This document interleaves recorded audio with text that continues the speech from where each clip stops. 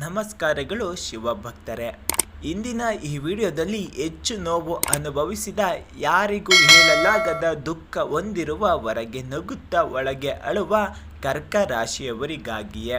ಈ ವಿಡಿಯೋವನ್ನು ಕೊನೆವರೆಗೂ ನೋಡಲೇಬೇಕು, ಏಕೆಂದರೆ ಮಧ್ಯದಲ್ಲಿ ಹೇಳುವ ಒಂದು ಉಪಾಯ ನಿಮ್ಮ ಮನಸ್ಸಿನ ಭಾರವನ್ನೇ ಕರಗಿಸುತ್ತದೆ.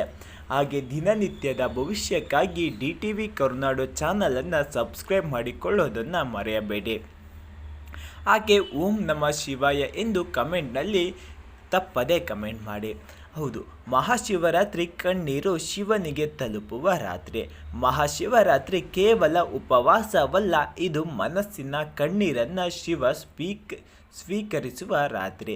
ಕರ್ಕ ರಾಶಿಯವರು ಭಾವನಾತ್ಮಕ ಕುಟುಂಬ ಪ್ರಿಯರು, ತ್ಯಾಗಿಗಳು.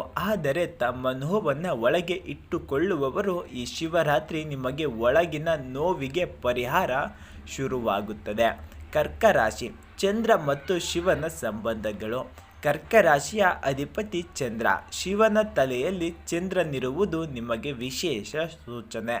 ಅರ್ಥ ಏನು? ನಿಮ್ಮ ಮನಸ್ಸಿನ ಏರುಪೇರನ್ನು ಶಿವನಿಗಿಂತ ಚೆನ್ನಾಗಿ ಯಾರೂ ಅರಿಯಲ್ಲ. ನೀವು ಮನಸ್ಸಿನಿಂದ ಕುಗ್ಗಿದರೆ, ಅತಿಯಾಗಿ ಅಳುತ್ತಿದ್ದರೆ, ಒಂಟಿತನ ಅನುಭವಿಸುತ್ತಿದ್ದರೆ ಈ ಶಿವರಾತ್ರಿ ನಿಮ್ಮದಾಗಿರುತ್ತದೆ. ಗ್ರಹಗಳ ಸ್ಥಿತಿ. ಕರ್ಕ ರಾಶಿಗೆ ಕರ್ಮ ವಿಮೋಚನೆ.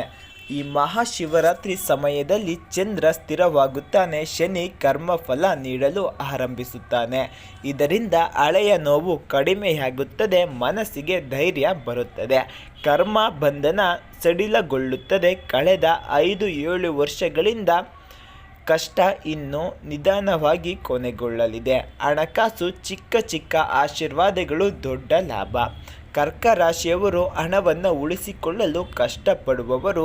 ಈ ಶಿವರಾತ್ರಿ ನಂತರ ನಿಲ್ಲದೆ ಬರುತ್ತಿದೆ ಖರ್ಚಿಗೆ ಬ್ರೇಕ್. ಮನೆಗೆ ಸಂಬಂಧಿಸಿದ ಲಾಭ, ಕುಟುಂಬದಿಂದ ಹಣ ಸಹಾಯ. ಎಚ್ಚರಿಕೆ, ಭಾವನೆಯಿಂದ ಹಣ ಕೊಡಬೇಡಿ. ಉದ್ಯೋಗ ಮತ್ತು ಕೆಲಸದಲ್ಲಿ, ಶಿವನ ಕೆಲಸದಲ್ಲಿ ಮಾನಸಿಕ ಒತ್ತಡ, ಯಾರೂ ನಿಮ್ಮನ್ನು ಅರ್ಥ ಮಾಡಿಕೊಳ್ಳದ ಸ್ಥಿತಿ. ಈ ಶಿವರಾತ್ರಿ ನಂತರ ಕೆಲಸದಲ್ಲಿ ಶಾಂತಿ, ಸಹೋದ್ಯೋಗಿಗಳ ಸಹಕಾರ, ಕೆಲಸ ಬದಲಾವಣೆ ಯೋಚನೆ ಇದ್ದರೆ ಶುಭ. ಶಿವನ ಹೆಸರಿನಲ್ಲಿ ನಿರ್ಧಾರ ತೆಗೆದುಕೊಳ್ಳಿ, ಅದು ನಿಮ್ಮನ್ನು ನೋಯಿಸಬಹುದು. ಪ್ರೀತಿ ಮತ್ತು ದಾಂಪತ್ಯ. ಕುಟುಂಬದಲ್ಲಿ ಕರ್ಕ ರಾಶಿಯವರ ಹೃದಯ ತುಂಬ ನಾಜೂಕು. ಈ ಶಿವರಾತ್ರಿ ನಂತರ ಕುಟುಂಬದಲ್ಲಿ ಒಗ್ಗಟ್ಟು, ದಾಂಪತ್ಯದಲ್ಲಿ ಮೃದುವಾದ ಮಾತು, ದೂರವಾದ ಸಂಬಂಧಗಳಲ್ಲಿ ಮರು ಸಂಪರ್ಕ.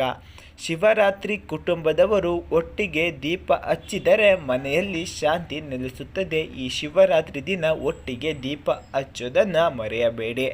ಆರೋಗ್ಯ ಮತ್ತು ಮನಸ್ಸು. ಕರ್ಕ ರಾಶಿಯವರಿಗೆ ನಿದ್ರಾ ಸಮಸ್ಯೆ, ಎದೆಭಾರ, ಆತಂಕ. ಶಿವರಾತ್ರಿ ಚಂದ್ರನನ್ನು ನೋಡುತ್ತಾ ಓಂ ನಮಃ ಶಿವಾಯ ಎಂದು ಜಪ ಮಾಡಿ ಮನಸ್ಸಿಗೆ ಹಗುರವಾಗುತ್ತದೆ. ಮಹಾಶಿವರಾತ್ರಿ ವಿಶೇಷ ಉಪಾಯ. ಕರ್ಕ ರಾಶಿಯವರಿಗೆ ಹಾಲಿನಿಂದ ಶಿವಲಿಂಗಕ್ಕೆ ಅಭಿಷೇಕ, ಮನಸ್ಸಿನಿಂದ ಶಾಂತಿಗೆ ಅತ್ಯುತ್ತಮ. ಬಿಳಿಯ ಹೂ ಅರ್ಪಣೆ, ಚಂದ್ರ ದೋಷ ಶಮನವಾಗುತ್ತದೆ. ಮಂತ್ರ ಜಪ ಓಂ ಸೋಮಾಯ ನಮಃ ಎಂದು ಅಥವಾ ಓಂ ನಮಃ ಶಿವಾಯ ಎಂದು 108 ಬಾರಿ ಜಪ ಮಾಡುವಾಗ ನಿಮ್ಮ ನೋವನ್ನು ಅಳುತ್ತಲೇ ಶಿವನಿಗೆ ಹೇಳಬಹುದು, ಅದು ತಪ್ಪಲ್ಲ.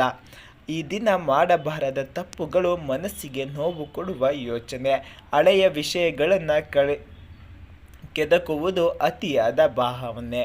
ಈ ಒಂದು ದಿನ ಮನಸ್ಸನ್ನು ಹಿಡಿದಿಟ್ಟರೆ ವರ್ಷ ಪೂರ್ತಿ ಶಾಂತಿ ಸಿಗುತ್ತದೆ. ಶಿವನ ಸಂದೇಶ. ಕರ್ಕ ರಾಶಿಯವರಿಗೆ ನಿನ್ನ ಕಣ್ಣೀರು ವ್ಯರ್ಥವಾಗಿಲ್ಲ, ನಿನ್ನ ತಾಳ್ಮೆ ನನಗೆ ಇಷ್ಟ.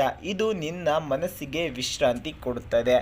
ಈ ಸಂದೇಶ ಪ್ರತಿಯೊಬ್ಬ ಕರ್ಕ ರಾಶಿಯವರಿಗೂ ತಪ್ಪದೆ ಶೇರ್ ಮಾಡಿ. ಪ್ರಿಯರೇ, ಮಹಾಶಿವರಾತ್ರಿ ನಿಮ್ಮ ಮನಸ್ಸಿಗೆ ಮೌನದ ಶಾಂತಿ ಆಗುತ್ತದೆ.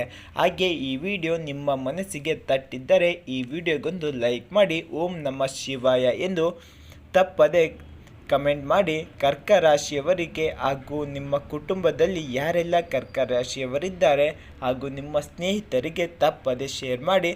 ಚಂದ್ರನಂತೆ ತಂಪು, ಶಿವನಂತೆ ರಕ್ಷಣೆ. ಶಿವೋ ನಮಃ.